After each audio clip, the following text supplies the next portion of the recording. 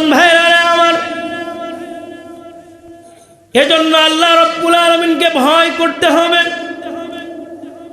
সাধারণ কোনো ভয় নয়, হাক্কা তুকাতিহি, ভয় করার মতো ভয় করতে হবে।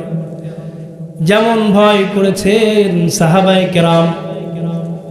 সাহাবায়ে কেরামের জীবনী যদি দেখা যায়, হযরতে ওমর ইবনুল খাত্তাব রাদিয়াল্লাহু তাআলা আনহুর ব্যাপারে তিনি যখন খলিফাতুল মুসলিমিন, এমন সময় হযরতে ওমর ইবনুল খাত্তাব রাদিয়াল্লাহু তাআলা আনহুর কাছে একজন আগন্তুক কিছু হাদিয়া নিয়ে এসেছে, দুধ হাদিয়া নিয়ে এসেছে।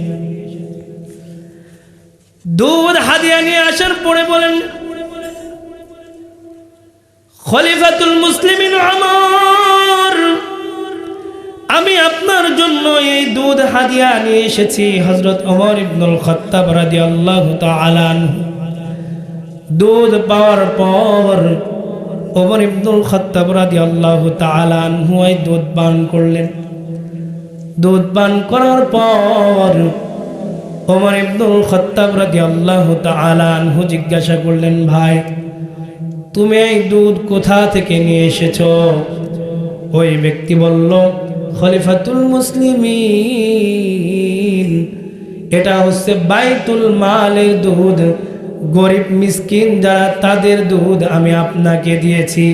যেহেতু বাইতুল মাল থেকে আমি এই দুধগুলো হাদিয়া পেয়েছিলাম, এজন্য খলিফাতুল মুসলিমিন অনেক দিনের আশা, আমি গরিব মানুষ আপনাকে হাদিয়া দিতে পারি নাই।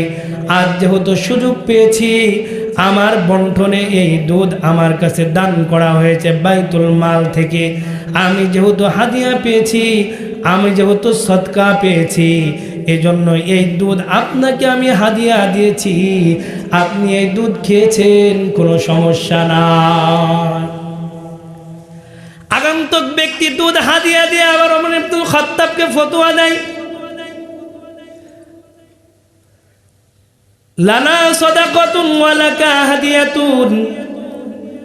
হে খলিফাতুল মুসলিমিন, এই দুধ যদিও আমার জন্য সাদাকা, আপনার জন্য হাদিয়া, খায়ালন, কোনো সমস্যা নাই।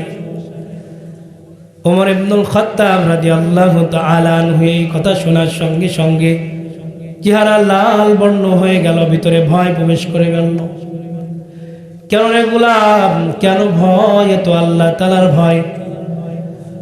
ওমর ইবনুল খাত্তাব রাদিয়াল্লাহু তাআলা আনহু বললেন, যেহেতু আমি রাষ্ট্রপ্রধান, এই রাষ্ট্রের সমস্ত মালের দায়িত্ব আমি ওমরের উপরে, এই সম্পদগুলো যেহেতু আমার দায়িত্ব, তুমি আমারে হাদিয়া দিয়েছো, ভালো কথা, এটা আমার জন্য জায়েজ হলেও বিষয়টা দেখতে ভালো লাগে না, মুনকার, অপছন্দনীয়।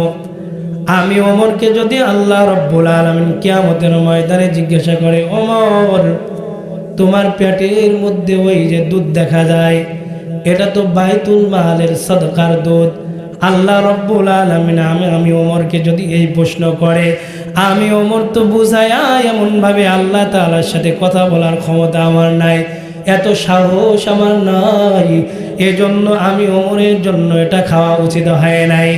মুসলমান ভাইরা আমার, হযরতে ওমর ইবনুল খাত্তাব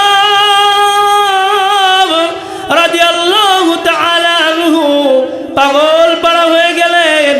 এই দুধ যদি আমার শরীরের মধ্যে গোশত মাংস তৈরি হয়ে যায়, যদি রক্ত তৈরি হয়ে যায়, তাহলে এটা তো আমার জন্য অনেক অপরাধ হয়ে যাবে।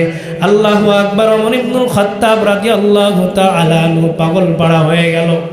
ওমর ইবনুল খাত্তাব রাদিয়াল্লাহু তাআলা আনহুর ব্যাপারে কিতাবের মধ্যে এসেছেন, ওমর ইবনুল খাত্তাব রাদিয়াল্লাহু তাআলা আনহু অনেক করে পানি খাইলেন, মুখের মধ্যে অঙ্গুলি পেশ করলেন, আঙ্গুল ঢুকিয়ে ঢুকিয়ে, যেভাবে মানুষ বিষ খেলে হসপিটালে নিয়ে গিয়ে ড্রেসিং করা হয়, হযরত ওমর ইবনুল খাত্তাব রাদিয়াল্লাহু তাআলা আনহু গলার মধ্যে আঙ্গুল দিয়ে ওই দুধগুলো বের করে শুকরিয়া আদায় করলেন, আলহামদুলিল্লাহ। কেমন তাকওয়া অর্জন করেছে হযরতে ওমর, কেমন আল্লাহর ভয়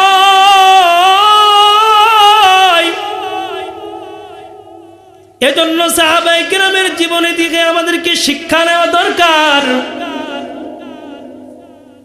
সাহাবায়ে কেরাম কেমন ভয় করেছেন, আল্লাহু আকবার। এমন অহরহ ঘটনা সাহাবায়ে কেরামের জীবনী থেকে পাওয়া যাবে। ও মুসলমান ইমানদার, আল্লাহর গোলাম, শিমুলতলাবাসী, এজন্য আপনি যদি আল্লাহ তাআলার ভয় আপনার অন্তরের মধ্যে না নিয়ে আসতে পারেন, আপনি মুত্তাকি হতে পারলেন না। আর মুত্তাকি না হওয়ার কারণে আল্লাহ তাআলার কাছে আমি আপনি খাঁটি মুমিন হতে পারলাম না। আল্লাহ তাআলার কাছে আমি আপনি মর্যাদাশীল বান্দা হতে পারলাম না। এজন্য মুসলমান ভয় করতে হবে কাকে?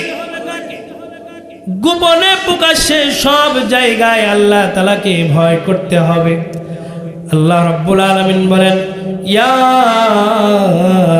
আইয়ুহাল্লাযীনা আমানুত্তাকুল্লাহ ওয়া কুনু মা'আস সাদিকিন। আল্লাহ রাব্বুল আলামিন বলেন, আল্লাহ তাআলাকে ভয় করো এবং সত্যবাদীদের সাথী হয়ে যাও।